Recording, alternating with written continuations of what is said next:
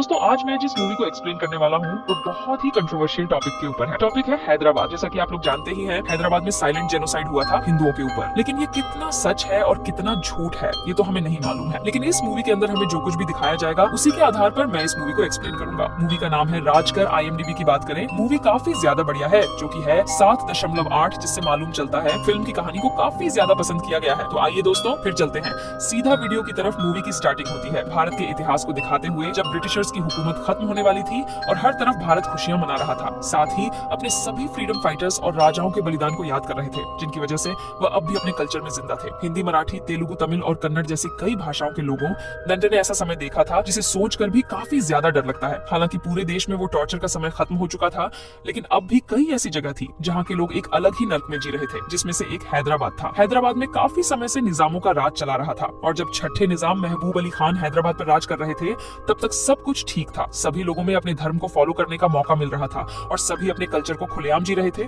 और लोगों के लिए खुशी ज्यादा समय तक टिक नहीं पाती।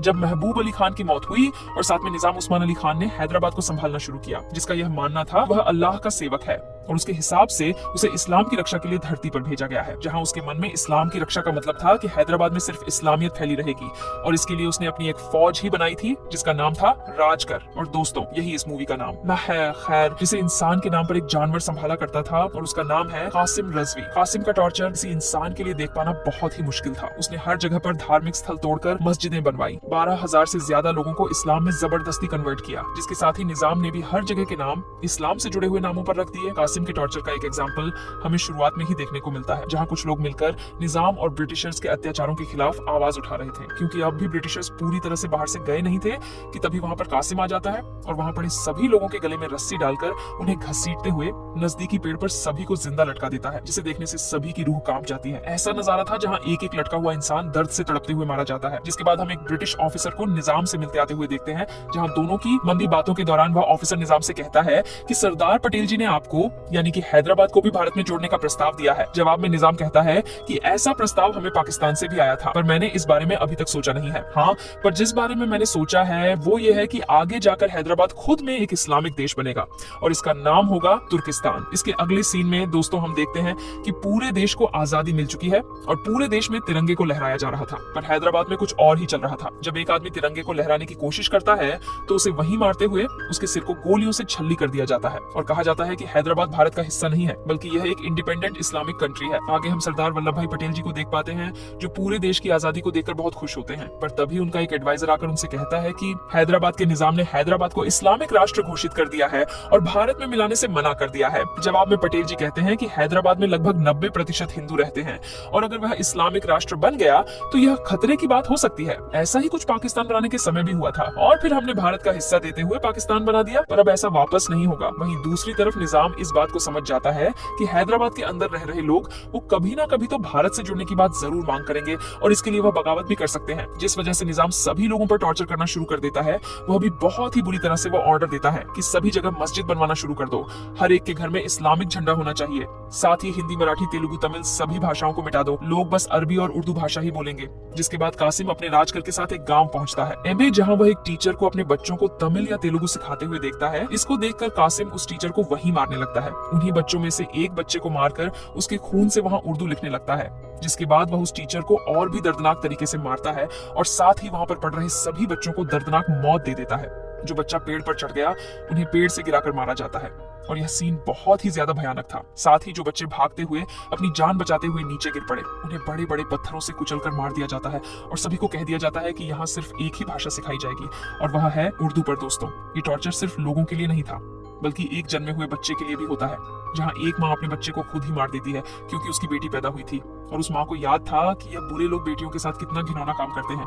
पर हैरानी की आज बात तो तब होती है जब उसकी माँ से एक राजकर का आदमी बच्चा पैदा होने पर टैक्स लेने आता है, पर जब वह माँ कहती है कि मेरा बच्चा मर गया, तब वह राजकर वाला बच्चे के मरने पर भी टैक्स मांगता है। ये सारे अत्याचारों की कहानी पटेल जी तक पहुंच रही होती है, पर वह अपने लोगों से कहते हैं कि यह हम नहीं सह सकते, हमें अगले 3 महीने में हैदराबाद को भारत में मिलाना होगा, कैसे भी करके।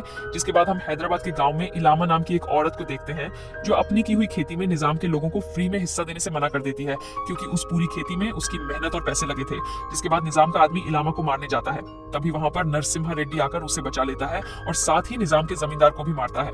हालांकि नरसिम्हा रेड्डी खुद भी निजाम के अंडर ही काम करता है, पर उसे गरीबों पर हो रहे अत्याचार बिल्कुल पसंद नहीं आते। आगे जब वह जमींदार यह बात कासिम को बताता फन है, तब कासिम पुलिस की मदद से रेड्डी और उसके लोगों को पकड़ लेता है और पूरे समय बुरी तरह से टॉर्चर करने के बाद उन्हें उसी गांव में लेकर कहता है कि इस नरसिम्हा रेड्डी ने कहा था कि यहाँ से 60 किलोमीटर तक जिसकी भी मदद की आवाज मैं सुनूंगा उसकी मदद करने जरूर आऊंगा। पर क्या हो अगर यह सुनना ही बंद कर दे। इसके बाद कासिम अपने लोगों से नरसिम्हा रेड्डी के कानों में पत्थर डालकर उसे बहरा कर देने के लिए कह देता है और ऐसा करने के बाद नरसिम्हा रेड्डी की वहीं पर मौत हो जाती है। इसके बाद जो लोग इलामा के साथ खेती कर रहे होते हैं उन्हें भी पकड़कर पेड़ से उल्टा लटका दिया जाता है और फिर नीचे से भूसे में आग लगाकर उन सभी को जिंदा जला दिया जाता है। और इससे निजाम यह बताना चाहता है कि कोई भी मेरे खिलाफ गया उसका यही हाल होगा। अब हैदराबाद में इस तरह से जो अत्याचार हो रहे थे उन सब के बारे में पटेल जी को पता चल रहा था और वह फैसला करते हैं कि वह जवाहरलाल नेहरू जी से बात करके मौआ इसका हल निकालेंगे।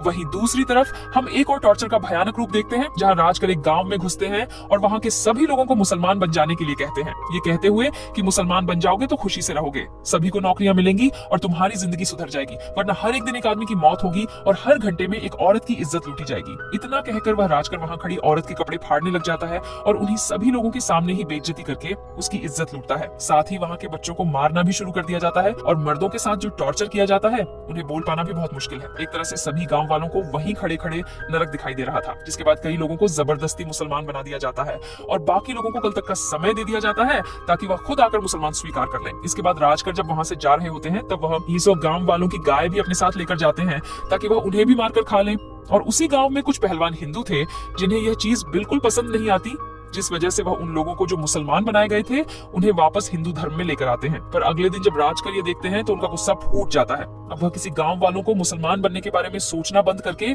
सभी गांव वालों को वहीं पर मारने लगते हैं और किसी को जलाकर तो किसी को गोली मारकर सभी को मौत के घाट उतार दिया जाता है। आगे हिंदुओं को एक साथ लाने के लिए एक बड़े टावर के सामने कई हिंदू पंडित पूजा हवन करना शुरू कर देते हैं ताकि लोग कन्वर्ट ना करें, खुद को और धर्म को ना छोड़ें।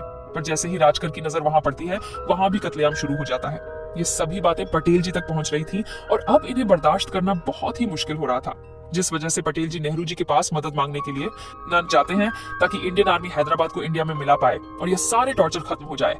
पर नेहरू जी हैदराबाद पर हमला करने से मना कर देते हैं, ये कहते हुए कि हैदराबाद निजाम के अंडर है और वो हमारी राय में हमारे साथ मिलना नहीं चाहते। अगर हमने जबरदस्ती की तो पाकिस्तान जैसे ही हाल यहाँ हो जाएगा। और रही बात टॉर्चर की, तो ये सब कही सुनाई बातें हैं, इसका कोई ऑफिशियल रिपोर्ट नहीं है कि वहां सच में हिंदुओं के खिलाफ गलत हो रहा है या नहीं।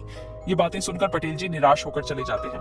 इसके बाद पटेल जी के एडवाइजर के पास एक आदमी आता है जिसने खुद अपनी आंखों से हैदराबाद में हिंदुओं के साथ हो रहे टॉर्चर को देखा था। वह आदमी एक भयानक घटना बताते हुए कहता है कि उस रात ढेरों हिंदू मर्द और औरतें देवी माँ को याद करते हुए अपना त्योहार मना रहे थे कि तभी वहां पर राजकर आ गए और पल भर में सभी औरतों के पतियों को उनके सामने मार दिया गया, जिसके बाद उन औरतों के कपड़े उतरवा दिए। हम जाते हैं और फिर उन्हें बिना कपड़ों के नचाने के लिए कहा जाता है। कुछ देर तक तो वह औरतें वैसा ही करती हैं, पर जब राजकर वहां से जाने लगते हैं तब वह उन औरतों को सूखी घास के ढेर में डालकर उस घास में आग लगा देते हैं, जिससे आग में लिपटी हुई सभी औरतें जान बचाने के लिए चिल्लाते हुए भागती हैं। पर अंत में सभी औरतों की दर्दनाक मौत हो जाती है। ये सुनकर एडवाइजर को अपने कानों पर भरोसा नहीं होता कि ऐसा सच में हो रहा है। वो कहने लगते हैं कि उन्हें इंसान और जानवरों के बीच का फर्क नहीं पता। क्या कि एक इंसान के साथ जानवर जैसा बर्ताव किया जा रहा है, उन लोगों के अंदर इंसानियत नहीं बची। क्या इन सभी बातों से उनकी बेचैनी साफ दिखाई दे रही थी कि वे कितने मजबूर हैं, कुछ नहीं कर पा रहे हैं, क्योंकि वहां से कोई ऑफिशियल खबर नहीं आ पा रही है। और इसका एक कारण यह है कि हैदराबाद के सभी न्यूज़पेपर निजाम के अंडर हैं, इसलिए वह उसमें अपने खिलाफ कुछ भी लिखने नहीं देता।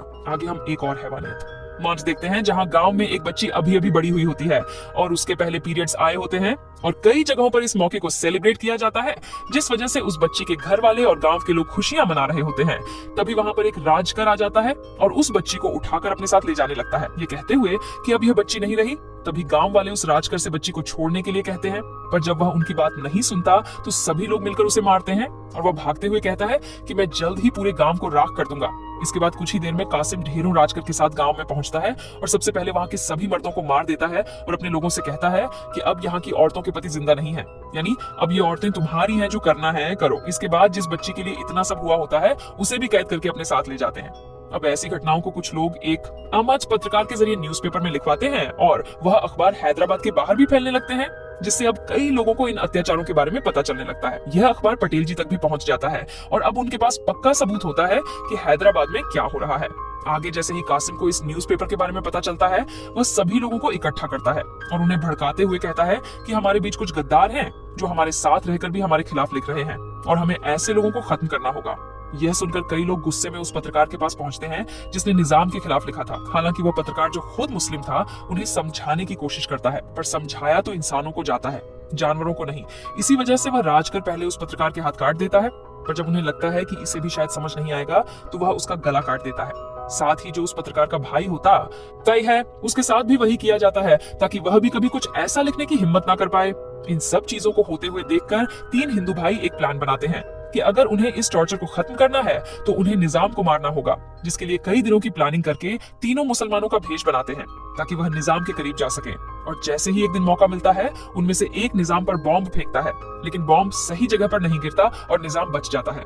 हालांकि वहां मौजूद लोग देख लेते हैं कि बॉम्ब किसने फेंका था, जिसके बाद सभी लोग मिलकर उस आदमी को पकड़ लेते हैं और उसे मारने लगते हैं और उसके बाकी दो साथी वहां से भाग निकलते हैं। फिर उस आदमी को कासिम के पास ले जाया जाता है, जहां उसे घंटों तक मारने के बाद उसके कपड़े उतारकर उसकी पहचान की जाती है और पता चलता है कि वह हिंदू है। बहुत ज्यादा मार खाने की वजह से उसे प्यास लगती है। तब वहां मौजूद लोग एक मटके में पेशाब करके उसे बहुत जबरदस्ती पिलाते हैं और फिर उसका गला काटकर उसे मार दिया जाता है। इससे कासिम समझ जाता है कि अब हिंदू चुप नहीं बैठेंगे और कभी भी बड़ी बगावत हो सकती है। इसी वजह से वह निजाम को चेतावनी देता है कि जंग के लिए तैयार रहना होगा, जिसके बाद निजाम पाकिस्तान को 202 करोड़ देता है और वहां के लीडर से संबंध बनाता है ताकि अगर भविष्य में हैदराबाद पर हमला हो तो पाकिस्तान दूसरी तरफ से भारत पर हमला करे। इतना ही नहीं, निजाम अपने राजकर के लिए हथियार भी जुटाता है और एक पोर्ट खरीद लेता है ताकि हथियार आसानी से आ सके और इस तरह वह भारत की सेना से लड़ने की तैयारी कर लेता है। लेकिन उससे भी अंदाजा होता है कि भारतीय सेना के सामने टिक पाना आसान नहीं होगा। इसी वजह से कासिम पटेल जी से मिलने जाता है और उनसे कहता है कि हम अलग देश बनाना चाहते हैं और हमारे बीच मत आइए। पटेल जी जवाब देते हैं कि तुम्हारे राज्य में इस देश के लोग रहते हैं, सिर्फ तुम्हारे कहने से हैदराबाद तुम्हारा नहीं हो जाता और तुम भारत के खिलाफ बगावत कर रहे हो। हमें सब पता है, पाकिस्तान को तुमने हमारे खिलाफ खड़ा करने के लिए पैसे दिए हैं। यह सुनकर कासिम कहता है कि अगर आपने हैदराबाद पर हमला किया तो वहां के 2 करोड़ हिंदुओं को हम मार देंगे। तब पटेल जी कहते हैं कि परिवार तुम्हारा भी है और तुम्हारे निजाम का भी है, उनका क्या होगा। कासिम गुस्से में वहां से चला जाता है। आगे पटेल जी नेहरू जी से बात करते हैं और उन्हें समझाने की कोशिश करते हैं कि हैदराबाद पर हमला करना जरूरी है, पर नेहरू जी कहते हैं कि भारत ने कभी किसी पर पहला हमला नहीं किया। पटेल जी जवाब देते हैं, तो क्या हम इंतजार करें कि सामने से हमला हो। फिर काफी सोच विचार के बाद नेहरू जी भी मान जाते हैं और उसी रात भारतीय सेना को बुलाकर हैदराबाद पर हमले की योजना बनाई जाती है। जैसे ही यह बात निजाम को पता चलती है तो वह राजकर के साथ सभी हिंदुओं को मारने के लिए निकल जाता है, पर इस वक्त तक हिंदुओं का डर भी खत्म हो चुका था और वह भी में एकजुट होकर राजकर के खिलाफ खड़े हो जाते हैं, जिससे कई जगहों पर हजारों राजकर मारे जाते हैं और लोगों को इस टॉर्चर से बाहर निकलने की उम्मीद दिखने लगती है। दूसरी तरफ अगले दिन इंडियन आर्मी हैदराबाद में घुसती है और जहां जहां राजकर छिपकर हमला करने की कोशिश कर रहे होते हैं उन्हें एक एक करके खत्म करना शुरू कर देती है। इसमें वहां के लोग भी आर्मी की मदद करते हैं और कुछ ही घंटों में राजकर लगभग खत्म हो जाते हैं। साथ ही निजाम को भी अपना अंत नजर आने लगता है। वो पाकिस्तान से मदद मांगता है कि इस वक्त भारत पर हमला करे, पर जो पाकिस्तान भारत का नहीं हुआ वो हैदराबाद का क्या साथ देगा। पाकिस्तान बहाना बनाकर मदद से मना कर देता है। उस वक्त इंडियन आर्मी सभी राजकर को खत्म कर देती है और यहाँ तक कि कई मुसलमान भी राजकर के खिलाफ खड़े हो जाते हैं। आखिर में निजाम को भारत सरकार के आगे झुकना पड़ता है और अपनी इज्जत बचाने के लिए वह रेडियो पर आकर ऐलान करता है कि अब हैदराबाद भारत का मात्र हिस्सा है और यहाँ भारत सरकार का शासन होगा।